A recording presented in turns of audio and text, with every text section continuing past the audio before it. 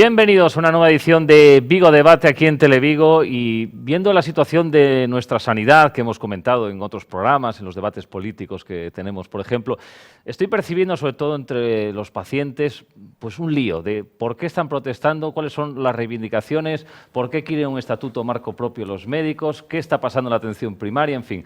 Son tantas cosas que digo, bueno, vamos a convocar a sindicatos médicos y que ellos nos expliquen con calma, con tranquilidad, lo que está ocurriendo, qué reivindican, qué se está encontrando en la administración y sobre todo también responder un poco a lo que nos dicen los políticos de un lado al otro. Así que vamos a presentar ya a nuestros invitados.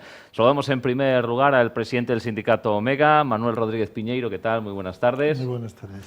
Está con nos tamén a secretaria comarcal da CIGA Saúde, Pilar Rodríguez. ¿Qué tal? Moi boa tarde. Boa tarde. Y a secretaria de Organización de Comisiones Obreras Sanidad en Galicia, María José Dieguez. ¿Qué tal? Muy buenas tardes. Boa tarde. Boa tarde. Bueno, pois, en primeiro lugar, o que vos quería preguntar, centrando na atención primaria, porque aquí as folgas, as protestas xa levan bastante tempo, escoitamos eso da sobrecarga asistencial, de que, bueno, escoitaba incluso a unha médica do Omega que en Cangas hai pouco por isto da folga tivo que ver a máis de 100 pacientes nun día. En fin, Manuel, que o peor que estamos actualmente? Se estamos nunha situación crítica agora mesmo de atención primaria, no peor momento o mellor que lembras?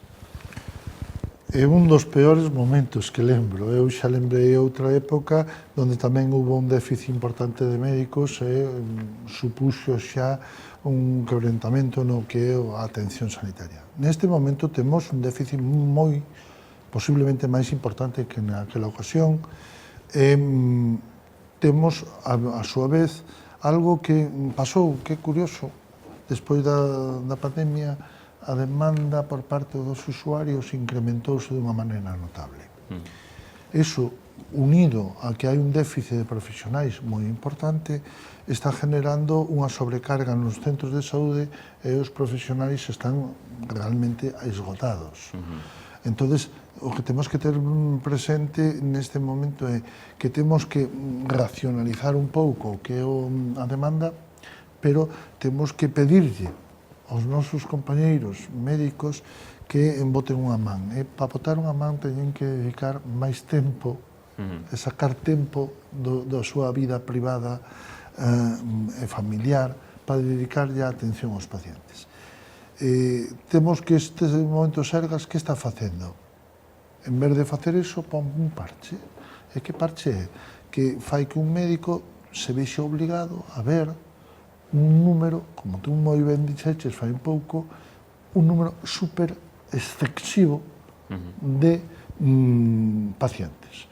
Iso vai en decremento da saúde do profesional, porque cando chega unha hora está totalmente esgotado, e por outro lado vai en decremento moi claro dos usuarios, porque teño claro, eu se lle dedico 10 minutos que son médico de familia, dedicolle 10 minutos a un paciente, non é o mesmo que se lle dedico 2. Se dedico 2 non lle dou tempo a nada, co cual o que temos que tener claro é que 10 minutos por paciente son 5 horas de traballo. 5 horas de traballo son 30 pacientes. Co cual non son máis, estamos falando así. E pasar de 5 horas de traballo xa é unha situación de exceso. Por lo tanto, hai que buscar fórmulas. Nos estamos poñendo encima da mesa algunhas, pero, bueno, as áreas é bastante reticente a aplicadas. Sí. Por lo tanto, Pilar, o principal problema é que non hai médicos, que non hai profesionais suficientes. Bueno, hai un deterioro do sistema sanitario importante, ¿no? Hai un deterioro da atención primaria que se ven denunciando durante anos. E isto pues, repercute efectivamente pues, no persoal médico, como non, porque bueno, unha parte moi importante do equipo de traballo de atención primaria, pero repercute tamén no resto do persoal que temos dentro da atención primaria. Por exemplo, na reorganización do traballo recae principalmente nas áreas administrativas que están infradotadas ou temos problemas pues, de sustitución continuamente en outra parte importante da atención primaria, como a enfermería, que non é sustituída de forma habitual, non? Ou poderíamos falar de categorías como fisioterapeutas que teñen demoras para atender os pacientes de casi un ano. Eso, bueno, pois é significativo de que o problema non é só de unha categoría, é un problema do sistema, un sistema que foi deteriorado de forma sistemática e ademais planificada en beneficio, bueno, pues de buscar beneficio en ámbito privado. Eso está clarísimo, ¿no?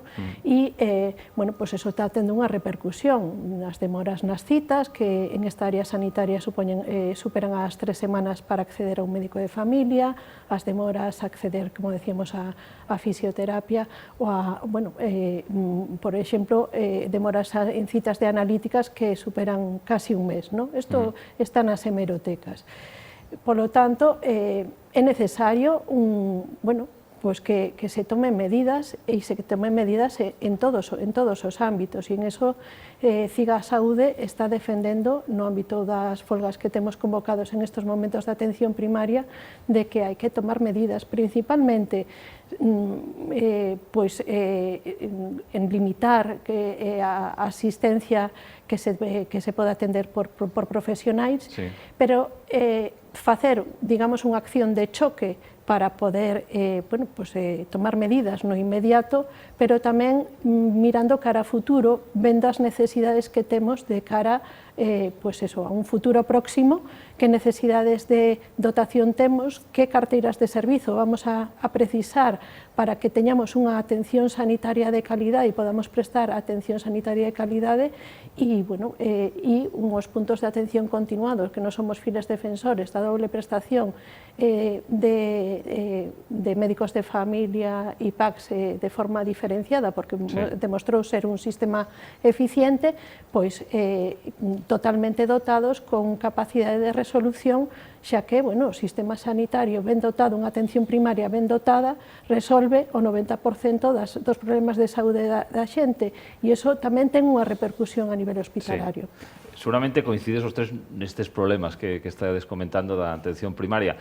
A miña dúbida, que pode ter, creo que tamén moita xente, por que esta, María José, división sindical de uns si apoian folgas, outros non consideran que folgas agora é o momento? Por que se produce isto? Bueno, eu creo que división sindical non por lle chamaría, pero sí. Bueno, pois nós desde Comisións Obreiras consideramos que neste momento, despois da firma da acta de desconvocatoria de folga do 24 de novembro, empezáronse a facer grupos de traballo para poder solucionar problemas de turnos, días e demais, sobre todo no que eran os puntos de atención continuada, intentando chegar a negociar ca Consellería un bo sistema de libranza, un bon sistema de cómputo que non o tiñan, que eran diferentes ao que podían ser tanto en primaria como en hospitalaria os seus compañeiros e compañeiras, e en este momento estáse facendo nun grupo de traballo. Desde Comisións Obreiras, por supostísimo, nós non temos neste momento convocatoria de folga, pero si respetamos e estamos defendendo tamén os traballadores e traballadoras que vayan á folga, que estén pois en concreto defendendo o que está facendo o CIGA, o que está facendo o MEGA. Nós, por suposto, estaremos sempre aí apoiando tanto as organizacións como... Non quere decir que nós, porque en esta vez non teñamos unha convocatoria de folga, pois non estemos de acordo ou estemos en contra totalmente ou facendo algunha campaña en contra de algunha organización. Pero nesa mesa ves avances? Nesa mesa... Se pasaron uns meses, digo, da súa... Sí, a verdade é que pasaron uns meses, tamén hai que ter en conta que foi un 24 de novembro, entonces meteus o Nadal e tal. Entonces, nesa mesa eu creo que debería de haber máis avances, nos creemos que debería de haber máis, pero sí, sorprendentemente, a cousa está empezando a funcionar e, vamos, estaremos aí para que... eso se cumpla tal cual se firmou nese día. Vale, entón, Omega CIGA, por que credes que a folga é o mellor método agora mesmo? Vamos a ver, o que se firmou o 24 de novembro non recolle o que os facultativos pedimos. Outras categorías é posible que sí recolla as necesidades, pero dos facultativos en realidad non nos recolle. Non nos recolle porque un dos conceptos que tiñamos é que pedimos 30 pacientes ou usuarios. O sea, eso non se recolle na mesa sectorial. Recóllese, pero ten letra pequena, de que hai que manter a asistencia ao nivel asistencial. É dicir, eu vou ter unha axenda de 30, pero como na letra pequena di que teño que manter o sistema asistencial, se veñen 20 máis, teño que atendelos. Entón, poñome en 50, que é o que está pasando agora. Non está pasando outra cousa. Nós o que estamos pedindo dunha maneira clara é esos 30 e hai que buscar un sistema que nós puxamos unha serie de consellos de que para facer é asumir o que chamamos nós sobredemanda. Por qué? Porque nós temos unha atención de 30 ao día, temos a axenda, pero cando chega ao 31, quen atende o 31? Teno que atender o mismo médico ou facultamos un sistema para que ese 31 o atenda outro? Porque o que non podemos é mandalo para casa, porque a xente hai que atendela. A xente hai que atendela, con o cual hai que buscar un método. O método é o que estamos discutindo. O que firmaron o 24 non recolle ese punto. Tamén hai outros puntos que quedaron un pouco no aire e non estamos moi convencidos de que ese grupo de traballo este sendo eficaz. Vamos ao caso, Pilar. Bueno, levamos xa 2 anos debatindo con esta consellería e demostrou que se manteñen na inacción. Eso é unha realidade. Non se resolveu os problemas da atención primaria con a anterior consellería e con esta actual incluso se ven de empeorar. Entonces, isto é o que nos dá o marco tamén para a folga. A nos o que nos parece lamentable, non? Despois das folgas de novembro, é que cheguemos outra vez a compromisos de negociación dos distintos puntos que levábamos en esas reivindicacións cando están plantexadas en mesa sectorial desde que chegou esta consellería, non? Sin facer absolutamente nada. E, ademais, é que estamos pedindo, ademais, que se tomen medidas urxentes e medidas de choque. É dicir, a atención primaria non pode estar esperando 6 meses máis. A atención primaria necesita solucións inmediatas. E esas solucións inmediatas non se están a ofertar por parte da Consellería. Entón, en ese marco, obviamente, non nos queda máis remedio que convocar folga. Evidentemente, para garantir, efectivamente, de que esta sobrecarga brutal que están a percibir as traballadoras da atención primaria se resolva, porque eso é o principal problema que existe en estes momentos. Hai moito cansanzo entre o persoal que está na atención primaria, hai moito agotamento, son anos arrastrando este sacrificio non só de 40, 50, 60 pacientes por día, sino de sair fora de horario e demais. Entón, non se pode pedir máis sacrificios ao persoal. Hai que tomar medidas, hai que resolver os problemas da atención primaria, que son fundamentais, non só a nivel profesional e a nivel de reivindicacións laborais, sino incluso a nivel asistencial, que todas e todos somos usuarios da atención primaria. Queres apuntar algo, María José? Pois, en canto que está dicindo Pilar do deterioro da atención primaria, vamos, por descontado, é algo que se ven sufrindo e que vemos acusando e que funciona gracias aos traballadores e traballadoras que están aí todos os días apostando por elo. Vale. Entón, cando plantexamos estes problemas, unha das grandes respostas que di, incluso deu esta mesma semana a Xunta de Galicia, é que non hai médicos e culpa a Ministerio de Sanidade porque non crea máis plazas MIR. Este é o problema? Porque isto é o discurso que a xente tamén lle chega. Sí, claro. Ese é un discurso que levamos escoitando, Pois eu non sei, pero fai moitos anos que levamos escoitando ese mismo discurso. Non hai médicos, claro que non hai médicos, pero por que non hai médicos? Porque os médicos terás que darlle unha estabilidade unha vez que terminan a súa residencia, habrá que darlle contratos dignos, habrá que atraelos a Galicia, porque isto é a nivel Galicia, atraelos con medidas, condicións nas que poidan traballar, unhos contratos que non sexan mes a mes, unhos contratos que sexan con unha larga duración, cubrir como se debe os centros illados, etcétera, etcétera, etcétera. Entonces, eu, se son facultativo, en Galicia me ofrecen un contrato de 2 meses para pasar o verán, pero resulta que Cantabria me ofrece ano e medio ou 2 anos, pois non fai falta decir moito a onde me vou a ir.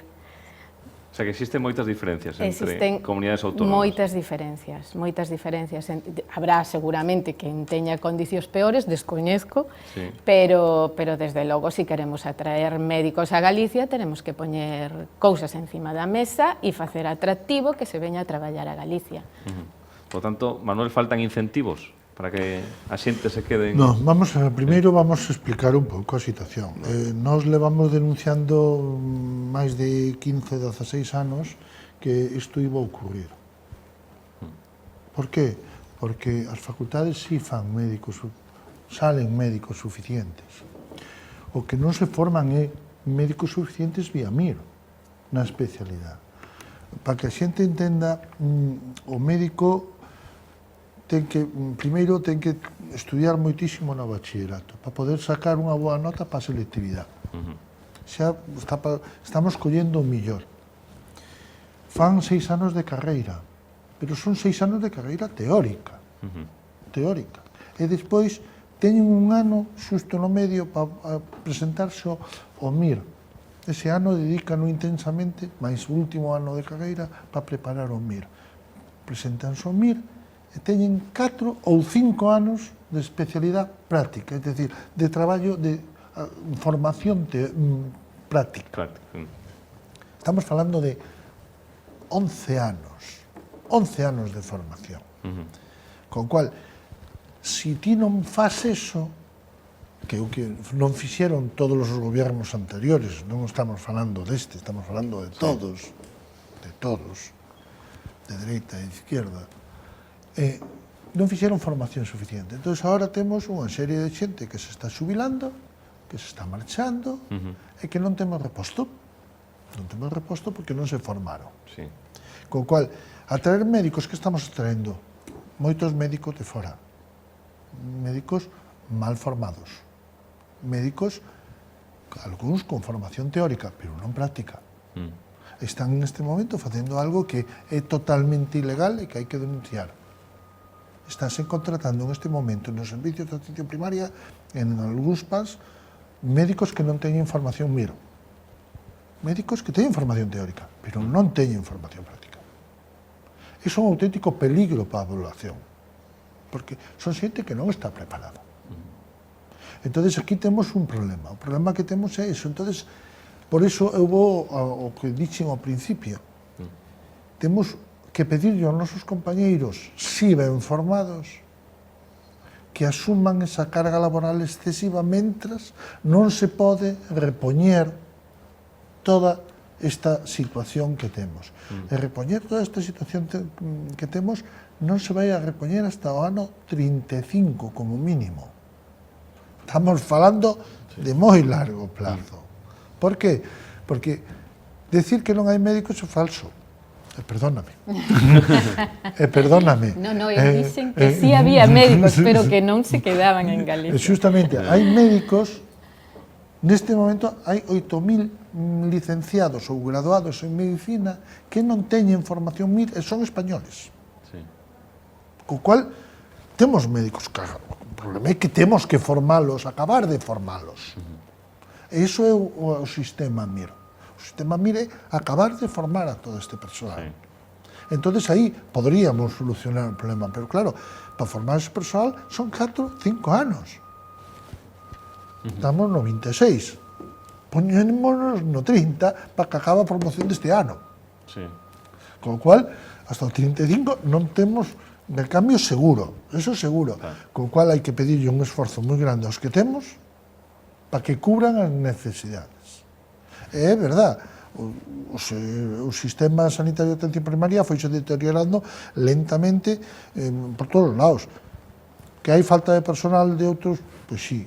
Pero claro, se non temos, o problema deriva que se tes un médico para atender 4.000 persoas que non vai sufrir de entrada é o PSX que está na porta porque non é capaz de darlle vez po día, porque non é capaz. E o resto do personal é o médico ao final porque ten que atender o que non pode atender. É dicir, todo o sistema sufre. Pero por que sufre? Porque non temos suficientes recursos en médicos para poder solucionar toda esta situación que temos. Temos unha situación que ven derivada de anos e que foi empeorando lentamente e que non lle están dando solución, co cual hai que darlle solución. Sí. Coincides no diagnóstico, Pilar? Bueno, eu sí coincido en bastantes cosas cos compañeros, coa compañera e coa compañeira, pero bueno, o que hai que vir ao orixen, efectivamente, mira, no ano 2008 se facía un análise no Plan Mellora de Atención Primaria, donde se analizaba en concreto a área sanitaria de Vigo e se falaba do déficit xa do que partíamos naquel momento, donde, bueno, en aquel momento non había problemas de contratación de persoal médico, pero sí se facía un análise que os cupos que tiña cada médico de familia era excesivo, polo tanto había que facer maior contratación nos centros de saúde. Ese Plan Mellora de Atención Primaria chegou o Partido Popular a Xunta de novo e quedou en un segundo plano. A partir de aí, coa excusa da crise, se empezaron a aplicar fórmulas como as taxas de reposición que limitaban a contratación ou a sustitución das xubilacións que aí se xeneraban e logo, a posteriori, digamos, as solucións que deu o problema, o sistema, foi contratos en precariedade, como ben decía María José, non? Contratos de principio, contrato de continuidade, logo o contrato de facultativo especialista de atención primaria que nos levou a mobilizarnos aos sindicatos de mesa sectorial no mes de novembro, é dicir, toda unha serie de medidas que son rexeitadas polos residentes que efectivamente, ao final, non se quedan pola precariedade continua que hai e, ademais, por outro factor, porque a atención primaria tal e como está montada en estes momentos, coa sobrecarga que hai, non podendo facer o traballo coa calidade que cada profesional queremos aportar, non está sendo atractiva. Entonces, as opcións que se buscan os residentes pois é buscar alternativas xa non só fora de Galiza, sino a outras áreas sanitarias. De feito, hasta o ano pasado, todas as remesas que foron salindo de residentes se marchaban a outras áreas sanitarias, ou ben incluso a urxencias hospitalarias, como alternativa para non traballar na atención primaria. Entón, que solucións hai? Primeiro, contratos de calidade, unhas condicións laborais de calidade, mellorar a atención primaria e, polo tanto, bueno, eso é o que pode xenerar que o sistema sexa atractivo. Desde logo, nada de acordo ca contestación que fai o conselleiro en estes días, porque, en parte, a Consellería é gran responsable de todos estes problemas que temos encima da mesa, non? Facemos un alto no camiño e continuamos neste Vigo a Debate, falando de sanidade.